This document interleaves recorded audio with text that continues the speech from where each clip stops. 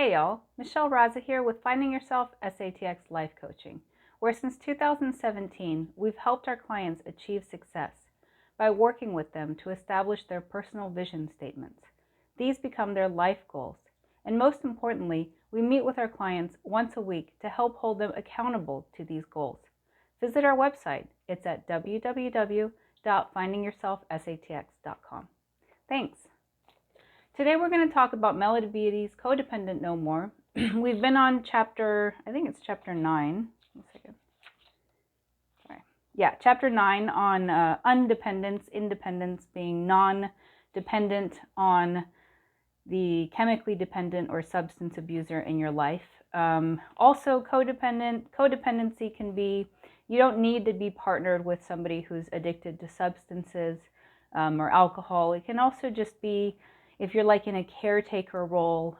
It's any time that you're taking responsibility for things that are really much more than what you should be taking responsibility for. It's when you allow people who are capable of taking care of themselves put that responsibility on you instead. And so all of the tools that we're learning here with Melody Beattie's book are basically to take back our independence, to learn how to care for ourselves, and also to give the responsibility for other people back to them. And this doesn't mean that you stop caregiving for an actual dependent, like a parent who needs help or a child. It's more just the fully functioning adults in your life who have chosen to put responsibility on other people. And you, being a nice person, have taken it up, right? As a codependent, you want to do your best, you help everyone around you, and ultimately you stop helping yourself.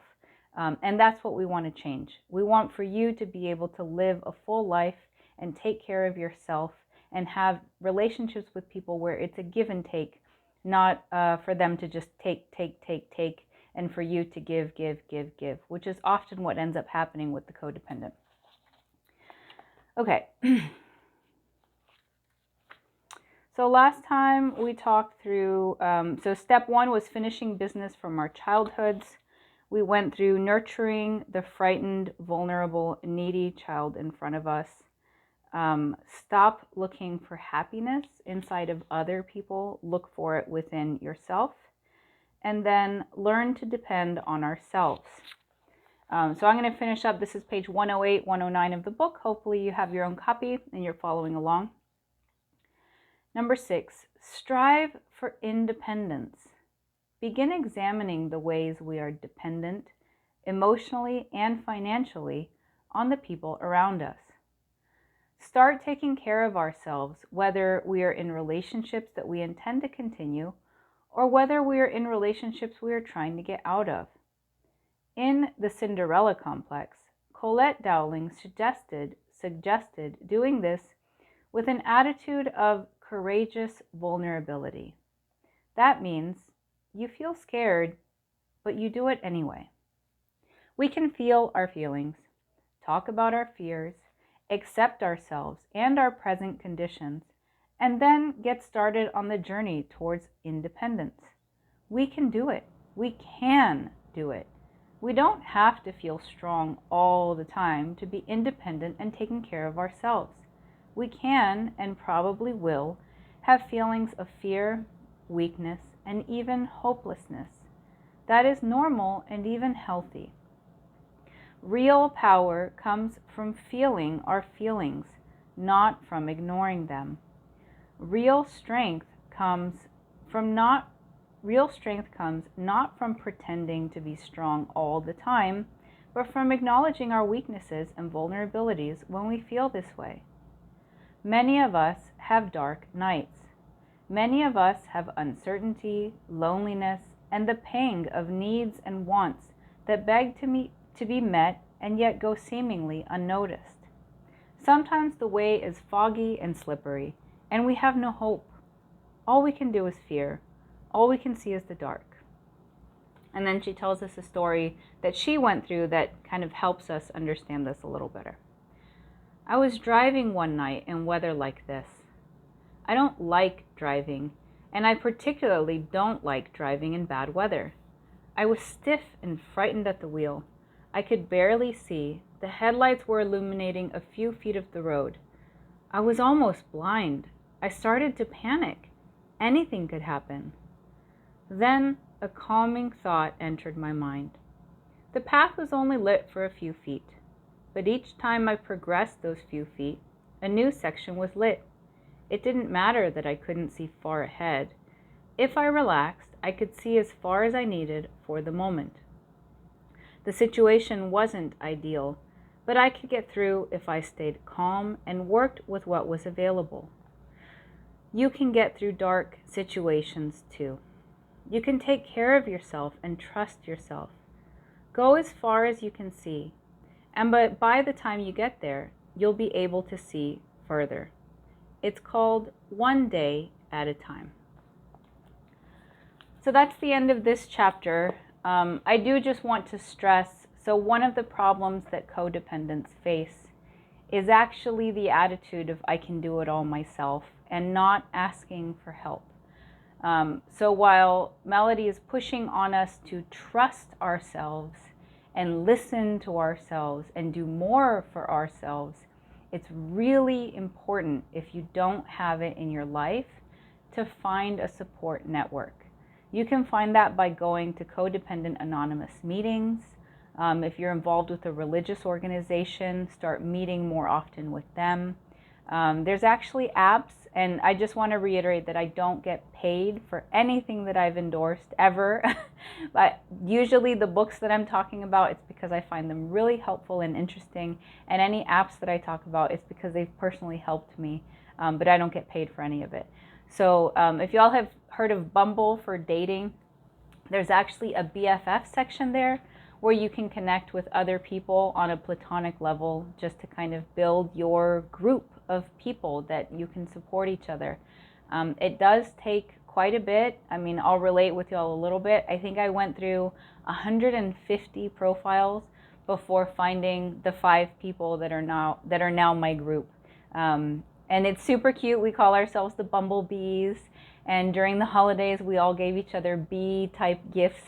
But we are just a support network for each other. And we have open and honest relationships. And I can, share with them, and they can share with me.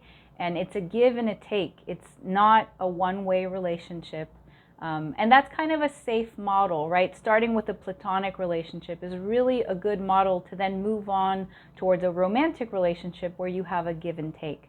It's much easier, right, and less awkward, because usually with a romantic relationship, there's some skin in the game, right? You go too deep, you have lots of feelings involved, and it's not so easy to use the logical parts of your brain.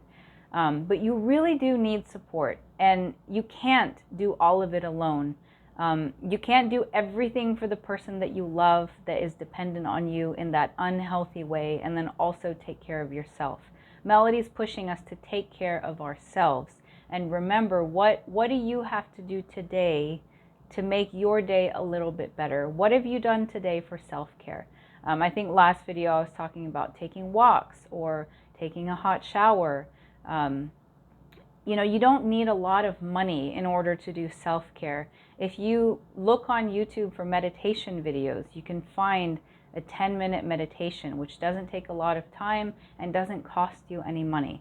And that's really, mindfulness is really a practice that will help you become centered in yourself and find less stress in your life.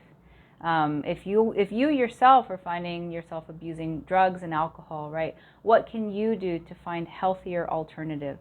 At the end of the day, if this becomes just more pressure on you, right, you're already doing everything for that other person and now it's more pressure on you to do more on yourself, just remember, something's got to give. You can't do everything. So think about the big rocks. What are the big important things for you in your life, and prioritize those, and other things will fall into place. But what Melody is trying to tell us in this chapter is you are one of those big rocks, and you need to be one of the big rocks. You can't take care of your parents, your children. You can't be a good employee or an employer if you're not prioritizing your own self-care. So it sounds like a lot of mumbo jumbo, but it's not, right? You need to make time for yourself. And if you start with 10 minutes a day, that's fine. And then move up to a half hour. Try to give yourself an hour a day, even if that's just your gym time or a wind down routine at the end of the night. Being able to watch the TV show that you really love, or journal, or just things that bring you joy in your life. I think I've mentioned when I've been talking to you guys before, but I talked to a life coach a few months ago, and she actually had a terminal disease. It was heartbreaking. And I was just asking her for help. One of the life balance questionnaires just needed a little bit of tweaking. And she said, people should experience joy every day of their life. They should have some joy, even if it's something really small. And I ended up taking her advice and I put it into one of my life balance questionnaires. But it's just something that I think in our day-to-day responsibilities with, being parents or just being an adult, right, in functioning society, like you're so busy with your to-dos that you don't put yourself on there, your own relaxation or taking care of yourself. So don't want to beat a dead horse, but super important. Y'all take care of yourselves and remember to put yourself in your list of priorities and the things that you need to take care of on a daily basis. If you like these videos, if they help you, please do like and subscribe. It really does help us little YouTubers. And I look forward to catching you guys next week. We're going to be moving on to living your own life. So Melody's book follows the 12-step program. The 12-step program, which started with Alcoholics Anonymous and then Al-Anon for family members of Alcoholics Anonymous. There are adult children of alcoholics, the codependent groups, Narcotics Anonymous, all kinds of anonymous groups. So she basically talks about those 12 steps. So at the end of the day, I mean, that's what we're going to cover. I'm not going to necessarily drain the rest of the chapters, but just do want to spend time with you guys. If you have any questions, please do comment in the comment section. You can also email me. Just go to my website. It's at www.findingyourselfsatx.com. Take care, y'all. Chat more next week. Bye-bye.